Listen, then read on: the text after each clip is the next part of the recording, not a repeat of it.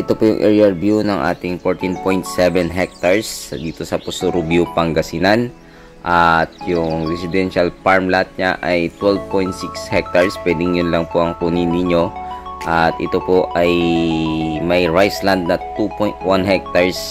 Pwede nyo pong wag kunin kung hindi nyo po magustuhan yung kumbaga hindi nyo po isasama yung 2.1 hectares na yon. So ito po ay 80 meters 240 meters frontage at meron pong mangga daw po na 80 pieces more or less, pero tulad nga po ng nasabi ko sa video ko kanina, ang daming mangga po nito na nakakalat. Hindi ko po sure kung 80 lang talaga kasi marami po siyang nakakalat, kasi yung seller po natin ay minana lang naman po nila sa kanilang mga magulang. So ang nakakalam talaga ng naitanim dito ay yung magulang. So 12.6 hectares.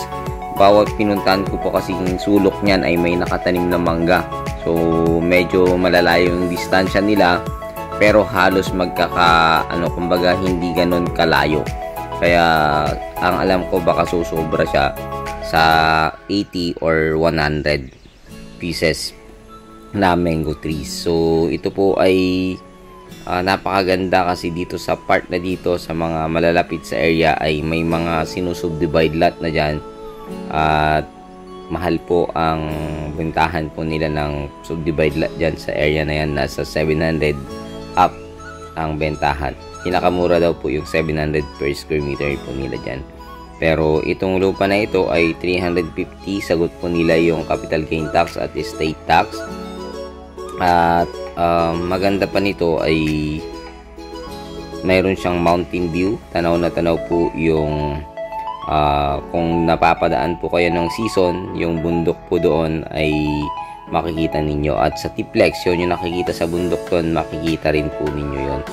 So napaka-kuan nga lang nito dahil marami po siyang kumbaga pwedeng gawin. Pwedeng integrated farm, or pwedeng mag-alaga ng baka, kambing, at iba't ibang klase ng manok. So kung makikita nyo sa area, medyo malapit po siya sa parang yung creek na malaki doon sa creek ng Season or Rosario.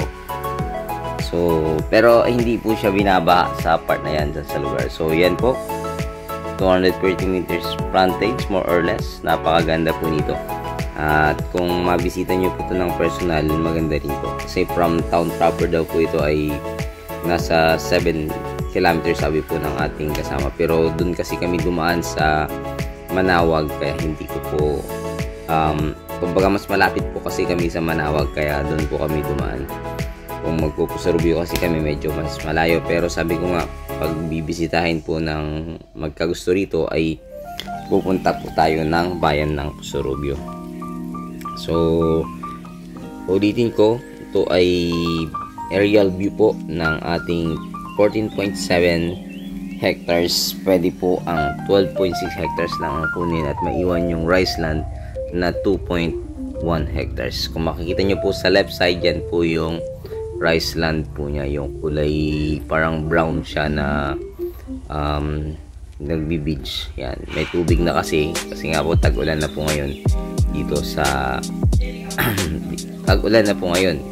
At yan po yung rice land niya. Kaya kung makikita nyo, nakahanda na siya para tamnan po ng palay. So hanggang dyan po yung property sa tapat po ng rice land na yan. Hanggang dyan daw po yung likod ng ating property. So napakahaba po nung 12.6 hectares. Kung hindi ko lang alam kung puro mangga din po yan, yung mangga dyan sa likod ay nakuha po ng ating seller. So not possible, hindi po sigurado, pero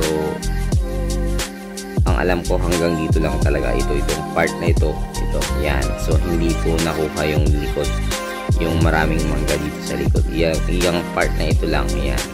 Kasi yan lang po yung katapat po ng ating property. Ganyan po siya sa likod, ayon sa ating mga kasama na nagdala po sa atin.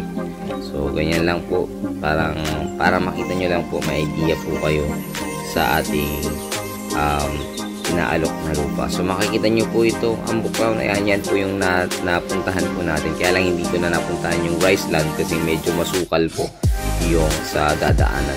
So kung makikita nyo rito, napakarami pa pong mangga na nakatanim. So baka hindi lang po talaga EDP just mango trees. Pero dito sa right side yung manggahan na yan, hindi na daw po kasali sa ating seller. So ayun, muli ito po ang inyong lingkod, Agent Joel. Nag-aalok po ng mga lupa at patuloy pong humihingi ng yung support sa aming mga munting vlog, mapalupa man at sa paggawa ng content, baguhan man po, pero please support pa rin po sa aking mga viewers, sa aking ng mga lote at sa mga bago po sa aking channel. Just like and share and subscribe naman po para maging updated po kayo sa susunod pa naming mga videos. Muli, maraming salamat. Diyos po ang bahalang magpala po sa inyong lahat na patuloy na nagsusuporta, at sa lahat po ng mga gusto pong magbisita, please tawagan nyo lamang po kami at makapag-set po tayo ng araw para po mambisita po ninyo ang mga lote. Salamat po. God bless you all.